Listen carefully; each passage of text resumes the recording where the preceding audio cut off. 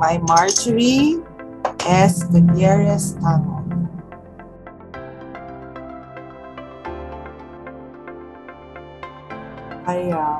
I graduated, in high school and elementary and high school. I was, since we've been living in Las Piñas, I completed my K-10 in Perpetual, University of Perpetual Health Talta.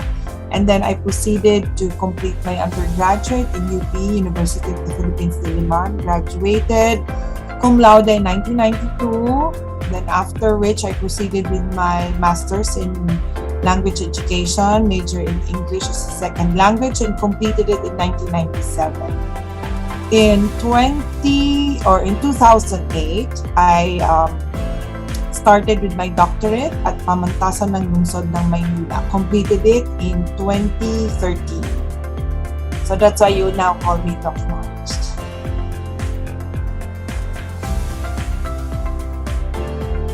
I am a school administrator, has been a school administrator for almost 20 years in Southville for SGEN schools, including SISFU. That would have been around 5 years. For SISFU, I served full-time for about 3 years as Dean and concurrent SGEN Vice-President for Academic Research, Dean of School of Business Management. I had to go back to SGEN because there are a lot of things that I have to focus on, and covering all the initiatives of all the 7 schools of the Southfield Global Education Network, that's SGEN. So I'm primarily an educator, a teacher. I teach in the graduate school here in Southfield under the Department of Psychology for the Masters in Psychology subjects in Human Behavior and Organization development. What else? I do training. I'm also a trainer for teachers and school administrators. I am also an accreditor of PACOA, and then a PQA, the Philippine Quality Award Assessor. So there. So it's generally about education and quality.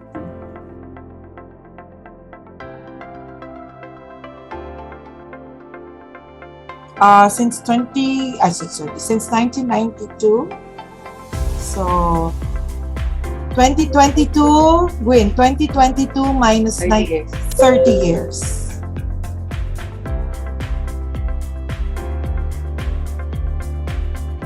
I was invited to be part of Southfield as a consultant back in 1998. In 1998 or 1999, Dr. Genevieve Ledesmatan took me in as a consultant and also trainer for the English department of, then it was just K-12 for the basic education of Southfield. I think SISFU was already on its 3rd year or 4th year, but my role was just to help out in the English department as a consultant. So I was just invited in. I was still teaching. I was still faculty in the University of the Philippines, Diliman. And that was the summer. And then monthly, I would just visit just to check on how things were in relation to the initiative that Dr. Jean and I were working on. I believe it was about teaching strategies and lesson planning. Then what inspired me was really the passion of Dr. Jean to make a difference in the lives of the students, and thereby making a difference in the lives of the teachers by making sure that they are really prepared to prepare, of course, the students for the world of work out there following global standards. So that struck me because in the university, that's University of the Philippines, it had always been about preparing the kids or responding to the social call, the need of the country to progress, right, to be better and so on. So you develop doctors, engineers, etc., and or educators, future teachers. But never have I seen it that that Filipinos becoming globally competitive, and it was through international education that I was exposed to through the lens of Dr. Jane at that time, back in 1988 or 1999. And then I had to be on leave from the university. I was on sabbatical for 2 years. And I closely worked with Dr. Jane because she told me that I will be bored. And it's still serving the country because majority or at least 50% of the students at Southville would be Filipino. So it's generally the same. So I was on leave and then working on, again, as that time, executive assistant of the president and CEO, on working on the academic projects because I was on leave because I was pregnant, etc. And what further attracted me to be part of Southville and then SGEN, Southville Global Education Network, was that desire to really make a difference by preparing students in the global arena. So it's not just the country, partly of course the country to move it to the next level, but more than that, when students, because they're international students or they are like dual citizens, and it's borderless already in this day and age, it's really preparing them wherever they want to work, wherever their businesses will bring them, whatever innovations they will bring to the fold in their different organizations. So there, it's really that passion to make a difference with students one at a time, but just the focus is not just Philippine education but international education. And that's what's great about Southville and SG. The difference also is in UP, the focus is nationalism, which is great, it's fantastic. Knowing, being part of developing that national identity of who we are as Filipinos. But when I joined Southville, that was further expanded. So I am a Filipino, proud to be a Filipino. But what is my role now to make sure that the next generations would be internationally ready and competitive? So that's my example, and I use my daughter as an example, Gwen, because Gwen has been, for Filipino children who would like to compete globally in terms of attending schools abroad, like VP Robredo's daughter recently graduated from New York University. Did you get right from the news? So if we have more kids exposed to, like you, Tram, the Montfort University, to education abroad, it expands, right? It's really so blowing to have that kind of perspective, and it's truly different when it is more than a national, a regional, an international kind of perspective. And it is more amazing when the perspectives would be a shared one globally, especially if you look at it from just the United Nations, the SDGs, right? If you're part of that,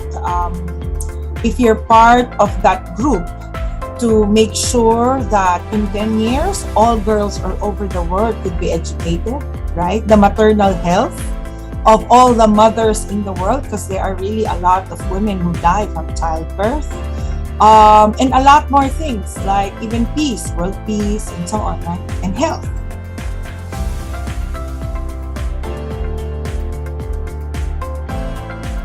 It has been really a struggle for SISFU, Southville International School, affiliated with foreign universities, to be formally acknowledged or nationally acknowledged as a transnational university.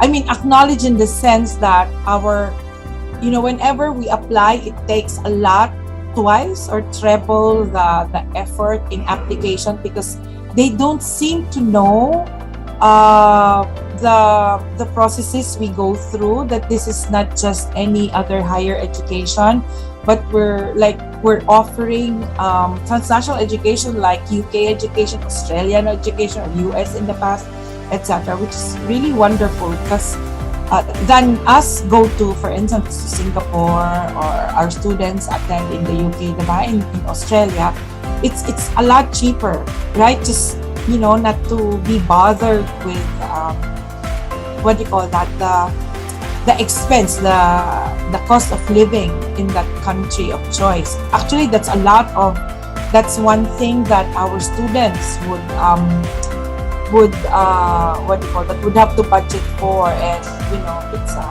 it's something that prevents some students to studying abroad or getting an international diploma. So going back, I would like to further promote really, and further facilitate, if you may call it, facilitate in the Commission on Higher Education what big things that SISFU does, really amazing things for transnational education. And we've been at it for the past 23 years.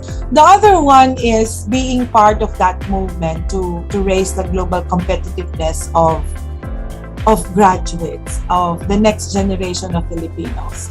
And one way of doing that is to make sure that we are globally competitive in terms of communication skills, specifically in English. And writing has been a big problem. Speaking has really been a problem. Because in the country, every time that you speak good English and so on, the others would think that, you're so much up there, not down here. And I think it's not that. It sort of divides people. And also when it's language, it's when you speak English, it's like you become less Filipino. There seems to be politics included with it, because I don't blame those groups who believe in that, because, well, when the Americans did occupy us, they did bring public education in English as part of their, if I may call it, colonizers' tools, to produce the brown Americans. But not to talk about politics, not to talk about history, although it's part and parcel of what's happening right now. It's just zeroing in or laser focus onto the future. It's all about really being, being able to communicate in the language that is known by half of the world, at least. If the other half is Chinese or Mandarin, or the other half would be European language, or the other 1/4 would be, European languages, then I think the language of business, the language of science, currently it's English. So there, that has to be maintained. So that's my second one, just to make sure us Filipinos. And the third, sometimes the third becomes my first, is for Filipinos, for Filipino teachers and educators to always have that gold standard of teaching. The teaching shouldn't just be teaching because, that's one way of earning, whether you're in the public sector or in the private sector. No, it's really teaching that matters. It's really teaching with the heart, whether it's preschool to graduate school. Touching lives, really, because in the end, teachers are really powerful, because you influence the next sari-sari store owner, the next CEO, right? The next pilot, the next engineer, the next doctor, the next, I don't know if you're doing TESTA or TAFE in Australia still, the next bartender, right? Years and years. And if the values of honor, excellence, humility, collaborating with others, inclusivity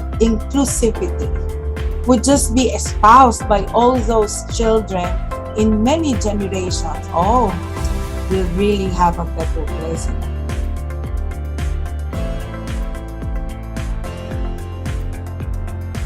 For co-leads, we as educators, we as teachers, we do have that honorable and prestigious, of course, role of making sure that the next generation of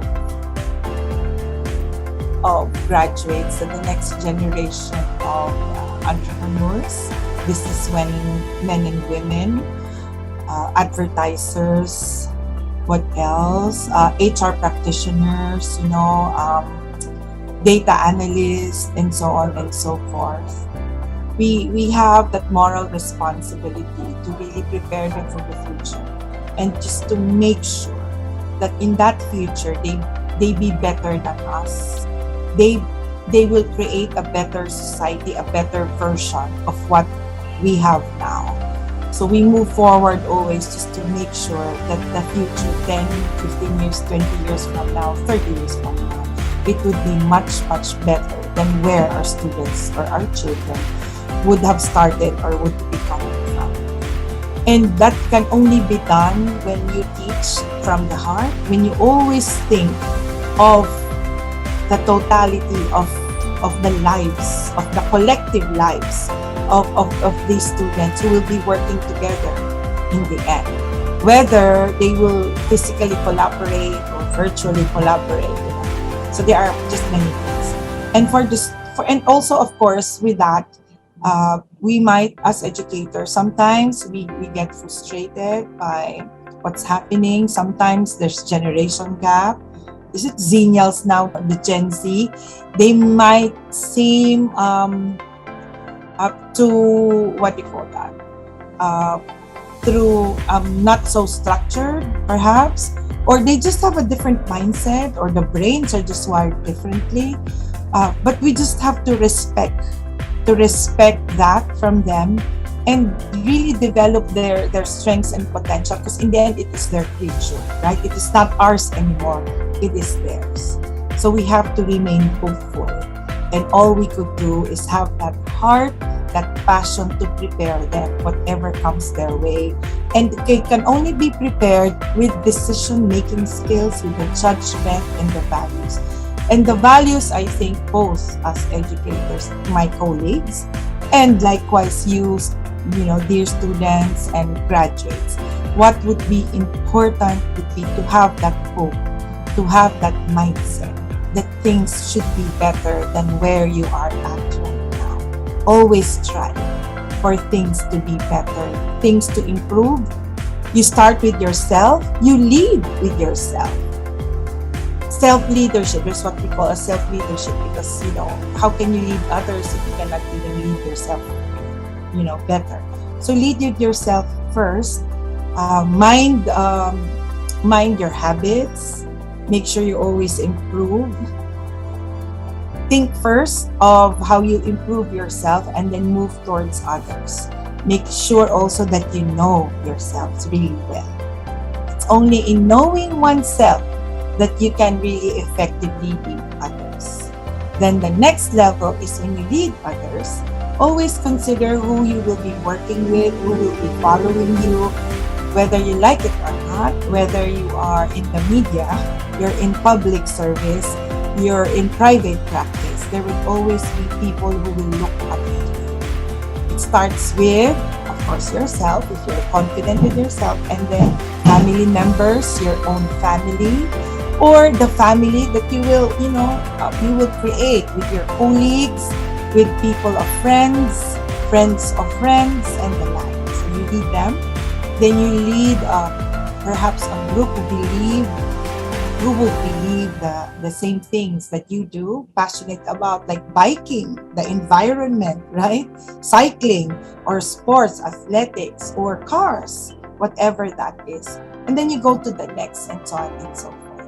Wherever the path may lead you, always think of honor, excellence, and in all these, carry it through with humility and with a heart of service.